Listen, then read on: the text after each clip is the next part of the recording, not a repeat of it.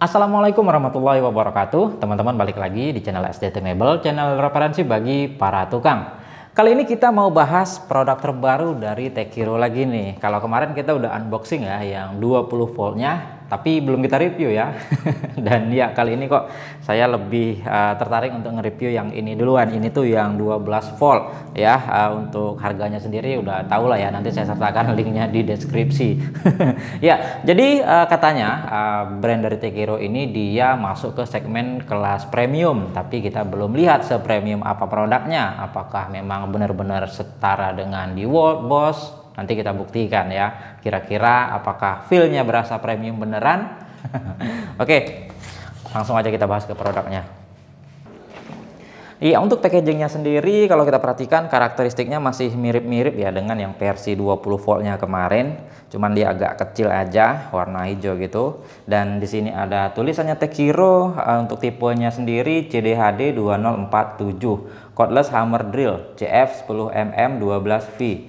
CF itu CV ya, bukan CF, CV itu adalah compact volt, dan 10 mili itu adalah kapasitas cak maksimalnya, dan 12 volt itu adalah voltase baterainya.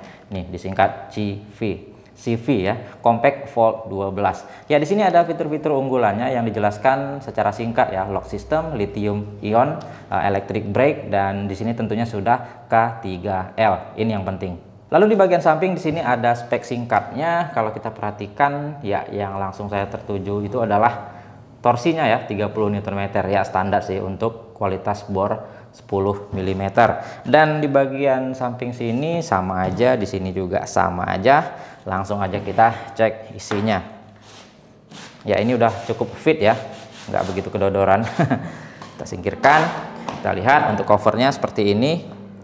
Dan di sini ada tulisannya Tekiro, timbul gitu ya, bukan sablonan. Dan ya, penguncinya udah dari besi. Kita langsung cek saja. Nah, yang pertama tentunya kita mendapatkan kartu garansi ya dari Tekiro. Buat teman-teman yang belum tahu mungkin ya, untuk Tekiro Ryu itu service centernya bisa dibilang cukup luas ya. Ini bisa dilihat, mungkin ada kota teman-teman. Nah, selanjutnya di sini ada user manual ya, ini buku petunjuk penggunaannya ya, seperti itu. Kita singkirkan. Nah, untuk isinya nih, isinya seperti ini ya. Yang pertama kita mendapatkan dua buah bit obeng. Untuk bit obeng ini, nah ini bisa teman-teman lihat plus minus ya, ini ada jenisnya. Nah, seperti ini PH2 ya, standar. Dan selanjutnya kita mendapatkan charger. Nah, untuk chargernya sendiri udah docking charger ya, dan build quality-nya cukup oke kalau saya bilang, seperti ini ya. Kalau merah dia ngecas, dan kalau hijau nanti itu udah full 12 volt lithium. Untuk speknya sendiri Tekiro CV compact volt 12 CV atau CV ya. Untuk tipenya CDHD 2047, 12 volt, 2,4 ampere hour. Seharusnya salah ya, bukan Ah ya, tapi ampere. Namanya output itu kan ampere, dan untuk tegangannya dia voltase ya. Kalau Ah itu kan kapasitas, misalkan di baterai gitu. Nah, di sini aja udah salah nih ya. Atau mungkin chargernya ini punya penyimpanan daya baterai? Nggak mungkin juga ya. Ya, seharusnya 2,4 ampere ya. Oke, selanjutnya kita lihat di sini ada satu unit bornya itu sendiri. Dan untuk baterainya kita mendapat dua buah baterai 12 volt seperti ini ya. Untuk keterangan baterainya Tekiro CV compact volt 12 CDHD 2047 12V lithium 20 ampere hour. Nah, ini baru benar ya, 20 Ah. Seperti ini dia bentuknya, cuman seperti ya punya dia sendiri ya, belum ada yang menyamai. Nah, jadi ini tidak ada yang sama nih, jangan lagi ditanya, "Abang, ini sama dengan apa? Sama dengan apa?" Ini cuman punya dia sendiri. Namanya dia juga ekosistem baru ya. Dan ya, langsung kita lihat ke unitnya. Kita tes nyala dulu tipis-tipis. Ya, di situ kelihatan ya, masih ada percikan apinya. Nah, itu menandakan dia belum brushless. Ya, oke lah ya, kita singkirkan dulu untuk unitnya. Saya mau beresin dulu biar nggak terlalu berserakan. Dan ya, untuk chargernya dan baterai yang tadi udah mau hampir habis ya. Ini mau saya coba cas dulu biar nanti udah full ya waktu kita coba.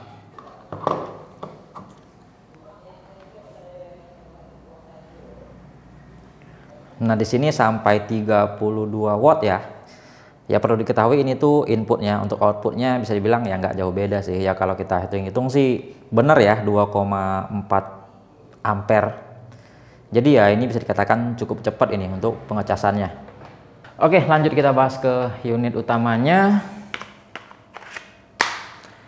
Ya, tentunya kita lihat dari speknya dulu ya. Untuk spesifikasi di sini tertera ada brandnya Tekiro, cordless hammer drill 12 volt, untuk no load speed itu di rendah 400 rpm dan maksimal di 1300 rpm. Untuk impact rate-nya ya 20.800 bpm. Untuk maksimal diameter caknya ini sampai di 10 mm ya.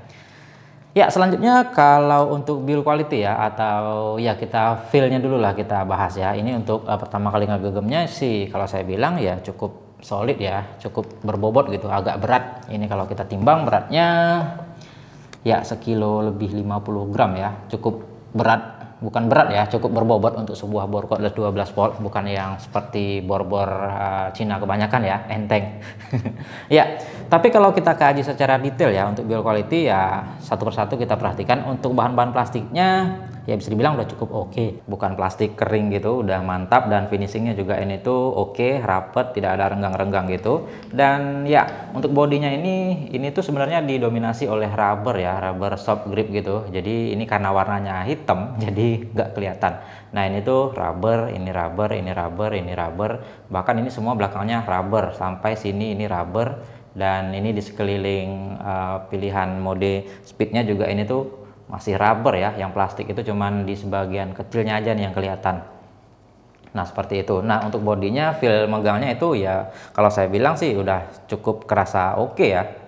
Namun yang sangat saya sayangkan adalah untuk caknya ini ya, ini entah yang punya saya doang atau gimana ya, itu saya rasakan agak goyang gitu ya. Nah, seperti ini ya. Ini kalau memang dia benar-benar premium seharusnya nggak goyang seperti ini ya. Nah, kalau kita coba ya, nah biar lebih kelihatan saya coba tes dipasang mata bor.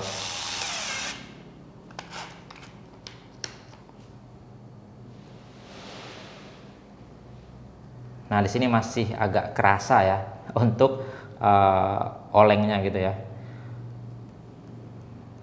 Oblak kalau saya bilang. Ya, semoga itu cuman unit yang saya dapat aja ya. Soalnya beberapa brand juga kayak gitu. Ada yang salah satunya itu dapat yang ya bisa dikatakan oblak, tapi yang unit lainnya biasanya enggak. Ya, semoga aja sih. Oke, selanjutnya kita bahas untuk fitur-fitur ya. Untuk fitur-fitur juga ini tergolong standar dan ya cukup lengkap ya. Yang pertama kita lihat di sini ada triggernya, variable speed ya. Ya, masih kurang begitu smooth kalau menurut saya.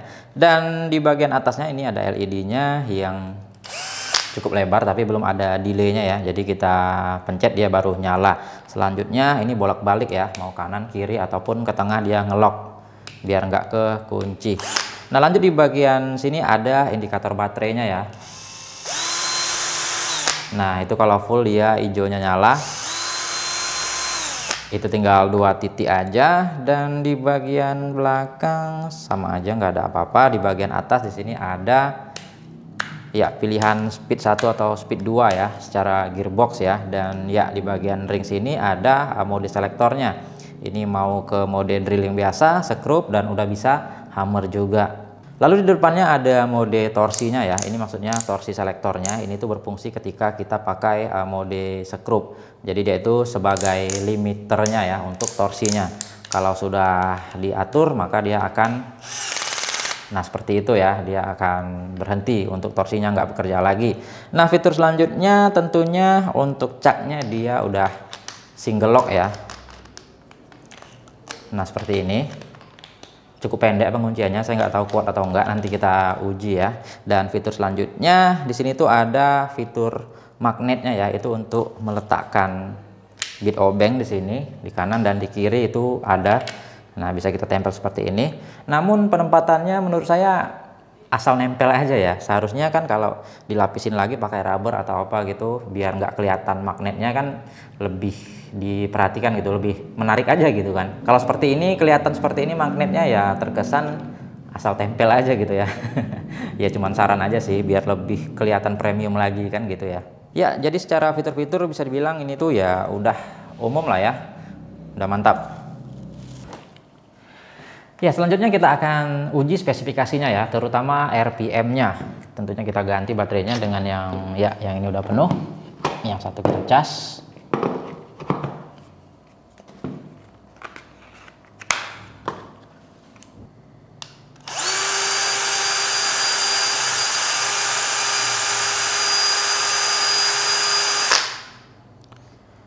(1257). Ya kalau saya bilang sih ini tuh tergolong rendah ya, di 1200-an aja. Ya tapi kita langsung uji coba aja lah, kita lihat bagaimana feel-nya, performanya, apakah berasa bore cordless premium beneran. Langsung aja kita uji.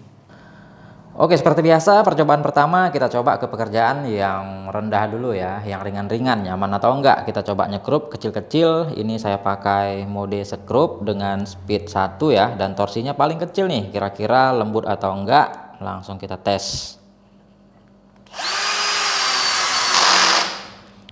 Ya, enggak masuk ya. Torsinya bisa dikatakan yang paling rendah itu cukup lembut. Kita tambah ke 11 langsung. Nah, 11 sudah cukup ya, pas.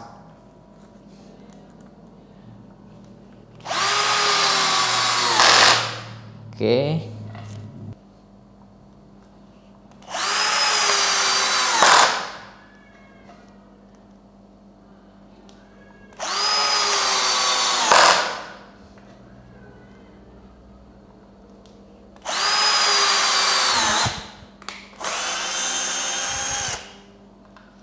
Torsinya kita kurangin ke 9.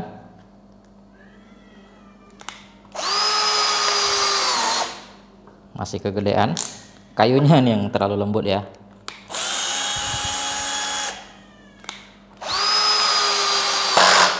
Nah, untuk kerja-kerja ringan masih enak ya. Torsinya cukup lembut. Nah, selanjutnya kita coba dengan mata bor engsel sendok ya. Ini Forstner Beat 35 mili. Kita pakai mode drilling dan speed tinggi. Speed 2 ya. Kita lihat apakah ada masalah.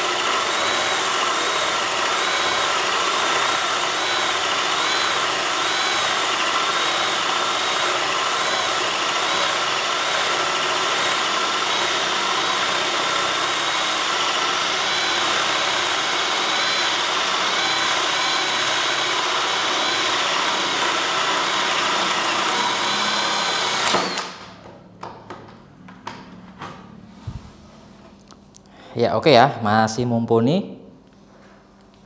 Nah selanjutnya kita uji untuk performanya ya, untuk suhunya, untuk kekuatan caknya. Kali ini kita pakai mode paksa. Ini masih menggunakan media sama seperti kemarin ya, kayu mahoni ketebalan 5 inci dengan auger bit ini 10 mili, dan untuk baterainya saya pakaikan yang penuh ya.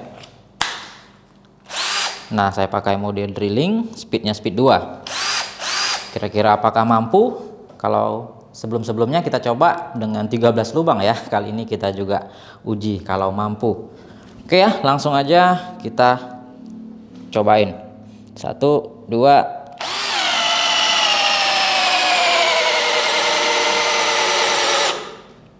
Oke, macet.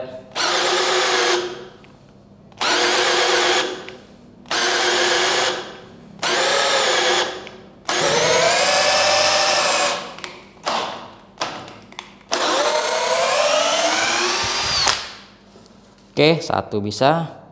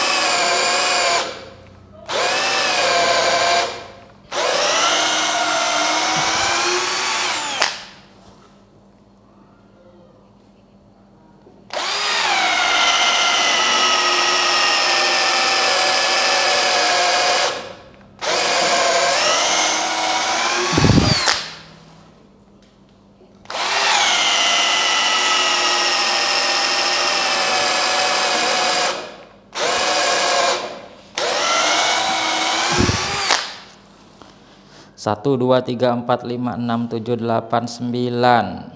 Lanjut.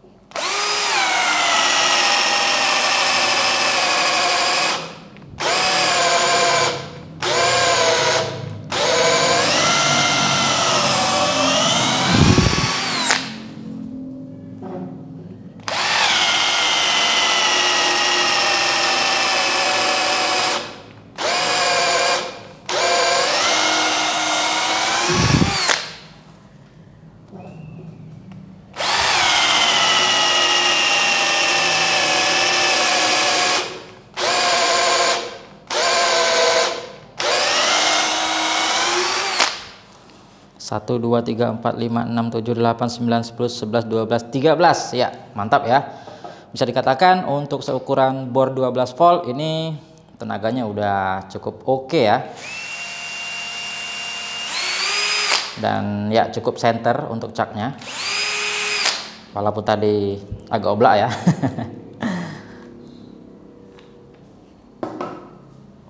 Oh ya, suhu lupa. Ini belum saya cut ya. Belum saya cut. Soalnya nggak kepikiran karena menurut saya ini suhunya aman-aman aja ya. Nah, 37 oke sekali ya. 36.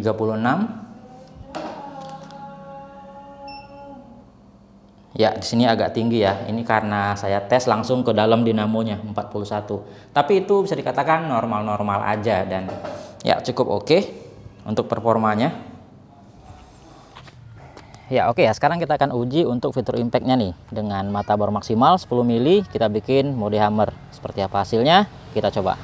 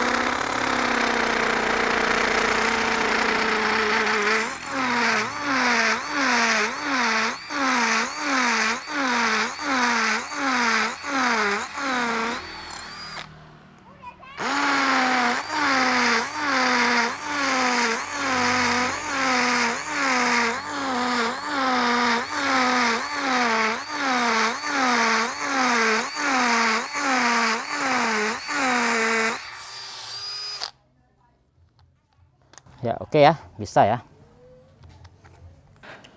Ya, oke ya, itu tadi dari hasil uji cobanya. Di sini sedikit akan saya simpulkan dan akan saya jelaskan apa-apa aja yang udah berasa premium di bor cordless ini dan apa-apa saja yang berasa kurang premium dari sebuah bor cordless Tekiro 12 volt terbaru ini. Oke, yang pertama yang berasa premium beneran adalah untuk tenaganya. Untuk tenaganya tadi kita cobain ya dengan mata bor 10 mili auger bit, dan itu bisa dikatakan udah mantap sekali untuk sekelas bor 12 volt. Walaupun macet-macet tadi udah kita paksa, dan ya untuk suhunya dia tetap terjaga ya, tidak overheat. Bisa dikatakan untuk sekelas bor 12 volt tenaganya ini udah mantap sekali. Nah, itu yang pertama yang berasa premium. Nah, lalu yang kedua adalah untuk pengecasan baterainya ya. Itu tadi ya bisa dikatakan cepet ya. Itu tadi saya tes dari 0 sampai penuh itu memakan waktu kurang dari 1 jam. Yang jelasnya 55 menit saja ya. Ya, bisa dikatakan untuk mengecas baterai 2AH itu udah tergolong kenceng dan itu udah berasa bor-bor premium. Nah, lalu yang ketiga masalah daya tahan baterainya. Untuk daya tahan baterainya juga ini tuh saya akui ini tuh udah oke sekali ya. Ya kita mendapatkan yang kapasitasnya 2AH, dan tadi itu saya coba untuk mengebor dengan mata bor auger bit, bukan auger bit ya, dengan Forstner bit. Itu yang ukuran 35 mili yang kita tes kemarin ya untuk ngelubangi papan, dan untuk hasil pengeborannya itu dari full itu mendapatkan 30,5 lubang ya. Itu udah tergolong tahan dan awet untuk baterainya, dan ya baterainya memang berasa bor-bor premium. Nah, sekarang masuk ke hal yang menurut saya kurang premium dan bisa dikatakan gimana ya. Ya, lebih baik saya jelaskan aja ya. Ya, yang pertama itu yang menurut saya kurang premium dari bor ini adalah untuk ya caknya itu tadi goyang ya. Seharusnya kalau sekelas Makita, sekelas DeWalt, sekelas Bosch itu bornya nggak segoyang ini. Tapi kalau bor-bor 500 ribuan ya wajar kalau goyang seperti ini. Ya tapi sih walaupun goyang ya memang tidak mengganggu kinerjanya. Tapi tetap aja ya agak berasa gimana gitu ya. Masa bor sejuta harganya segini. Nggak sampai sejuta deh, nggak sampai. Nah, lalu yang menurut saya kurang premium adalah ini tuh gimana ya jelasinnya. Sebenarnya hal ini tuh masalah sepele, tapi itulah yang menentukan bor itu berasa premium atau enggak. Vital. Yaitu tentang RPM-nya. Nah, RPM-nya aduh sayang sekali ya. Tadi itu kita coba cuman 1200 RPM aja.